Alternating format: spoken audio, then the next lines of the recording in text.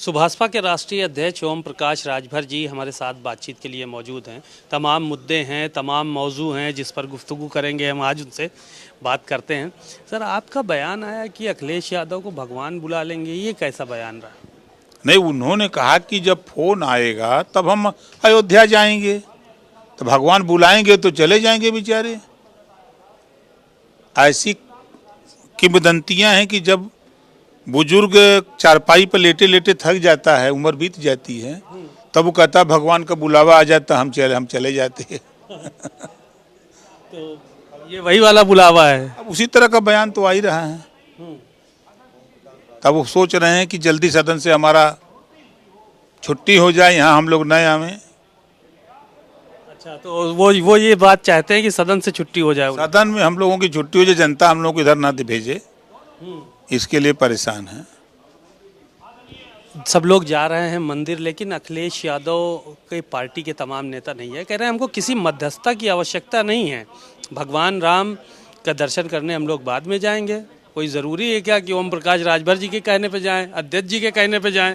नहीं, देखिए, माननीय विधानसभा अध्यक्ष जी ने बहुत साफ साफ कहा कि जो लोग चलना चाहें उनकी व्यवस्था हमको करनी है। हम उनको बस लगाएंगे ले चलने के लिए, वहाँ भोजन की व्यवस्था कराएंगे, दर्शन करने की व्यवस्था कराएंगे। जो लोग चलना चाहें, उन्होंने जबरी नहीं किया। बार बार उन्होंने कहा कि जो लोग चलना चाहें, अब भाई व्यवस्था सबकी वहाँ कर दें तो पता लगा नुकसान होगा। तो इस नाते उनका कहना है, अध्यक्ष जी का, बार बार वो कह रहे हैं कि जो लोग चलना चाहें वो पहले बता दें। तो भोजन शायद वो न करना चाह रहे हो आपके साथ, अछूत समझते होंगे हम लोगों को। अब जो 4-5 साल लगातार मुख्यमंत्री रह गया तो वो पिछड़ी जाति में रहेगा, अब अगड़ी में निकल गया। अखिलेश यादव तो शूद्र कहते हैं खुद को। शूद्र है महाराज, झूठ क्यों बोलते हैं आप लोग? जिसके घर में 4-4, 5-5 बहुएं सामान्य वर्ग की हों वो शूद्र है?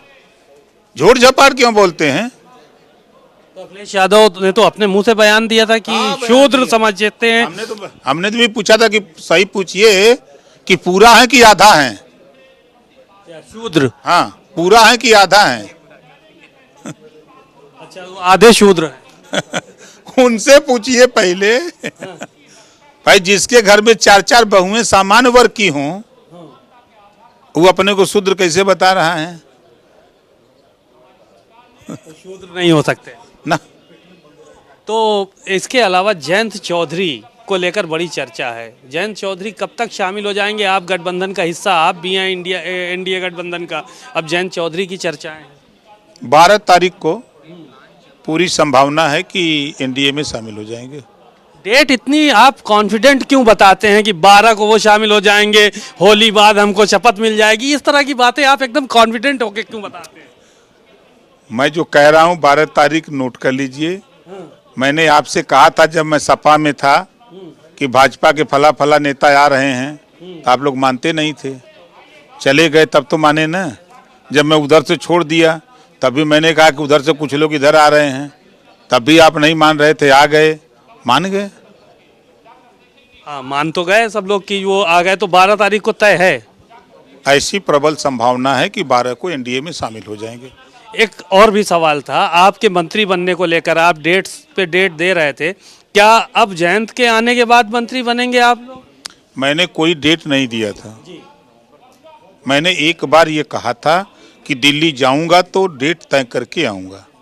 दिल्ली गया, डेट नहीं तय हुआ। वो कहा गया कि खरमास के बाद, तो डेट तो कोई हुआ नहीं। जब फिक्स हो जाएगा नहीं फला तारीख को होगा, तो अब 12 तक इधर सदन चल रहा है, अयोध्या से लौट जाए सब लोग, तो फिर दिल्ली चढ़ाई हो तब डेट बताएंगे। तो दिल्ली अभी चढ़ाई नहीं किए हैं? नहीं, अब इधर कहाँ गए? इधर तो इधर हैं, सदन में हैं। आज दिल्ली जाएंगे, उसके बाद तय हो बताएंगे। दिल्ली पहले दिल्ली जाएंगे, फिर तारीख बताएंगे। चलिए, ये तो जयंत चौधरी की बात हो गई, आपकी बात हो गई। स्वामी प्रसाद मौर्य पे आ जाते हैं। स्वामी प्रसाद मौर्य के जो बयान आए हैं उस पर मनोज पांडे ने आज बड़ा कड़ा रुख अख्तियार किया। कहा कि उनका मानसिक संतुलन खो गया है। शिवपाल जी ने आज बोला, भारत समाचार से ही बोला कि धर्म में प्रपंच नहीं होना चाहिए बल्कि उस पर अमल होना चाहिए। तो इन लोगों की बातों से कितना सहमत हैं आप? देखिए, समाजवादी पार्टी के मुखिया खुद बुलवा रहे हैं। अगर स्वामी प्रसाद मौर्य जी के बयान और कल सदन में समाजवादी पार्टी का रुख, दोनों का टैली करिए।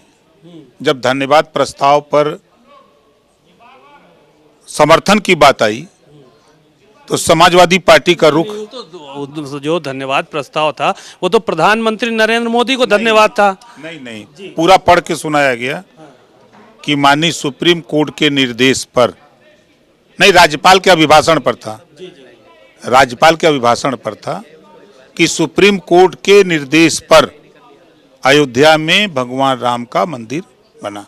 ये बात है, इसमें क्या गलती है? नहीं, वो कह रहे थे कि मोदी जी का धन्यवाद कर रहे थे, इसलिए हम लोग सुप्रीम कोर्ट का धन्यवाद कर सकते हैं, मोदी जी का नहीं कर सकते। बोल रहे हैं ना। देखिए, यही तो बात है, नेता लोग बाहर कुछ अंदर कुछ कहीं कुछ। जब फंसते हैं तो कहते हैं कि ये मीडिया के लोग तोड़ मरोड़ के दिखा रहे हैं। समझ रहे हैं ना, सब राजभर नहीं हो सकते। राजभर के क्या आने की संभावना है फिर इधर इंडिया गठबंधन में? अरे राजनीति में भैया के कहाँ जाई कोनो ठीक नहीं खे। नहीं, कौन कहाँ जाएगा ये ठीक नहीं है। आप कहते हैं कि दो मुँहा सांप होते हैं नेता। बिल्कुल कहता हूँ, खुलेआम कहता हूँ, दिल खोल के कहता हूँ। तो सभी दलों के नेता दो मुँहा सांप हैं। अधिकांश लोग इस तरह के आते हैं, अधिकांश लोग। अभी बयान लीजिए नेताजी लोगों का, और आपने अगर दिखा दिया कोई उनके बयान बोलने में कहीं त्रुटि हो गई, आप उसी को दिखाएंगे भी। और जब दिखाना शुरू किया तो वो क्या कहते हैं कि तोड़ मरोड़ के दिखाया जा रहा है, हमने बयान नहीं ऐसा दिया है, फिर आज के बाइट पे देते हैं। नहीं, ओम प्रकाश राजभर जी दो मुँहा सांप हैं कि नहीं है? हाँ यार, है ही हम हूँ। चला आगे बताओ। आप भी हैं दो मुँहा सांप। तो सारे राजनीतिक भाजपा के लोग हैं के ना हो? अच्छा बताओ। सब हैं। बसपा का नेता भाजपा में, सपा का नेता भाजपा में, कांग्रेस का नेता भाजपा में ना हुआ। कहाँ के ना है? कौने दल में बतावा? हमसे पूछा। सब जगह दो मुँहा सब जगह पहुंच गए हैं सब। शुक्रिया बहुत बहुत। ओम प्रकाश राजभर जी बड़े बेबाक नेता हैं और अपनी बातों को बहुत ही बेबाकी के साथ रखते हैं। उन्होंने कहा है कि सभी दलों में दो मुँहे सांप मौजूद हैं, ओम प्रकाश राजभर उनमें से एक हैं। कैमरामैन रोहित के साथ सीमा नकवी, भारत समाचार, लखनऊ।